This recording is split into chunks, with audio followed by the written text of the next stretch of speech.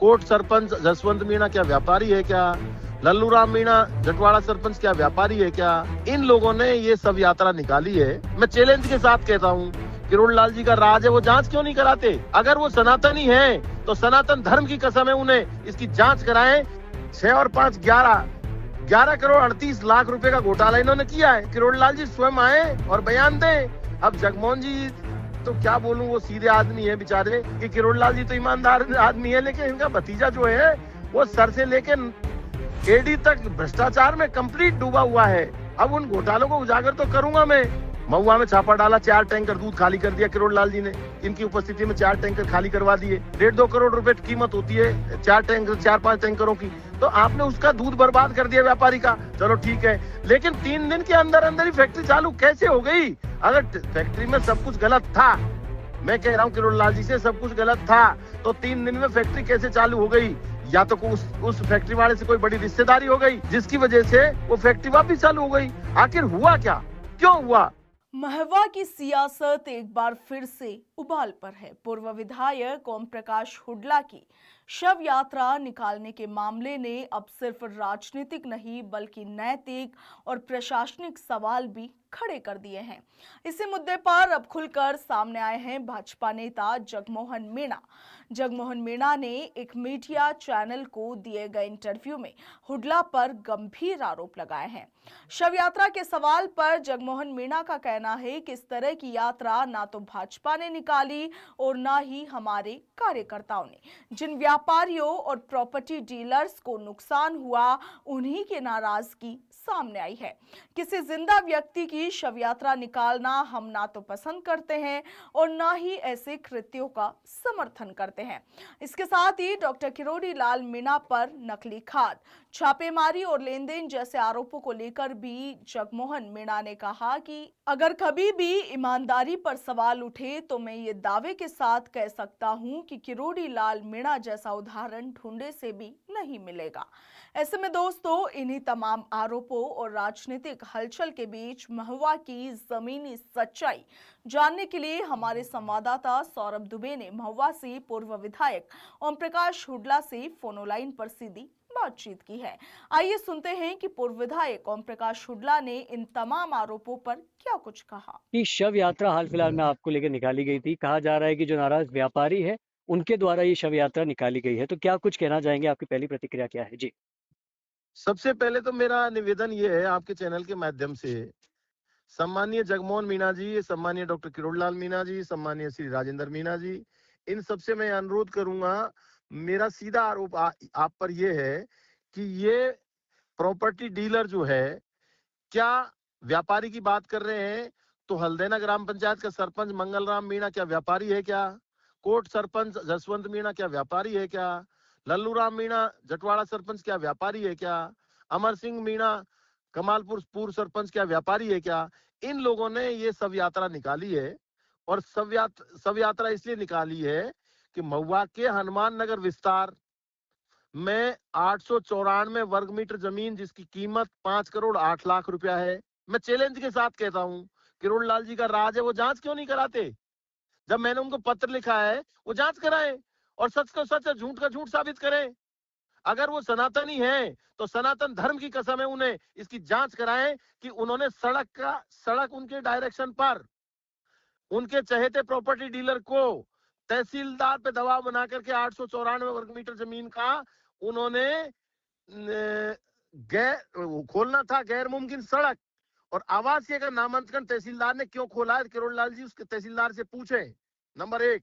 और इस जमीन की कीमत होती है 5 करोड़ 8 लाख, और हनुमान नगर विस्तार जिसका क्षेत्रफल है 18,200 वर्ग मीटर टोटल, उसका 15% इनको 7% प्लेग्राउंड और पार्क के लिए रखना था, 4% फैसिलिटी प्लॉट्स के लिए रखना था, 4% इनको पब्लिक यूटिलिटी के लिए रखना था। 15% हो गया टोटल, 7 और 4 11 और 4 15%।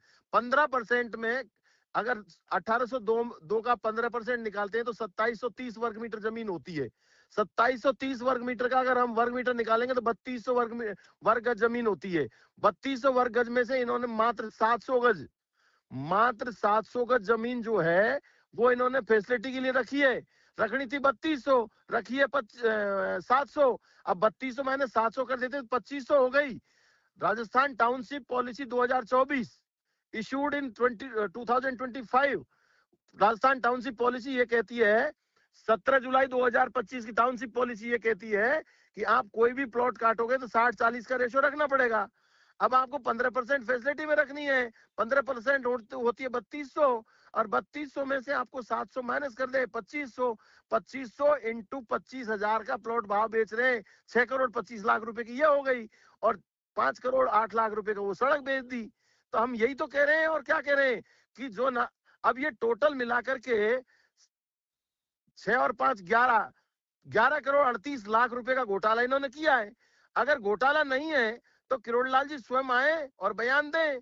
अब जगमोहन जी तो क्या बोलूं, वो सीधे आदमी है बेचारे, उनके साथ तो परिवार के लोगों ने भी धोखा किया है और धोखा कर रहे हैं, वो सीधे साधे हैं। अगर उनको विधायक बनाने की मंशा थी तो उनको महुआ से लड़ाना चाहिए था, लेकिन अब क्या बताएं, उनके साथ तो जनता नहीं, ने भी लेकिन धोखा ओम किया है प्रकाश जी, और आप कह परिवार ने रहे भी हैं धोखा कि किया है। जगमोहन मीणा जी सीधे आदमी है, लेकिन उनका तो कहना है कि आप ड्रामे करते हैं, नाटकबाजी करते हैं जी। अब वो सच को,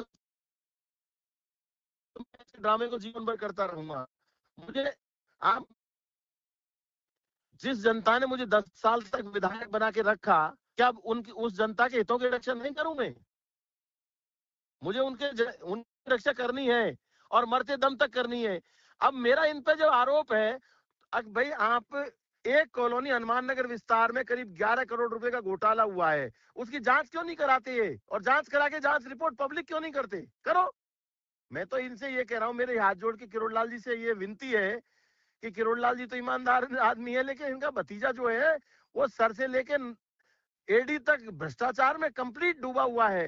प्रॉपर्टी डीलर बन गया है भाई साहब, भूमाफिया बन गया है, और भूमाफियाओं के साथ मिलकर के मेरा आरोप, मैं तो आपसे सौरभ जी, आपके इस चैनल के माध्यम से पूरी जनता से और किरोड़लाल जी से ये अपील करता हूँ, ये निवेदन करता हूँ, ये विनम्र आग्रह करता हूँ, जो मैंने आरोप लगाए हैं अगर वो झूठे हैं, मैं तो या तो राजनीति से वो संन्यास ले लें, नहीं तो मैं संन्यास ले लूंगा, नहीं करूंगा राजनीति, या वो राजनीति छोड़ दें।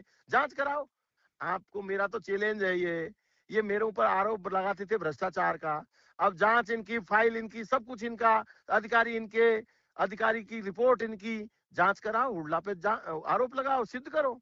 अब मेरा सीधा आरोप है इन पे, इन्होंने, अब आप सुनो दूसरी बात, रामगढ़ में गोविंद नगर है, वहां भी इन्होंने घोटाला कर रखा है। अब उन घोटालों को उजागर तो करूंगा मैं।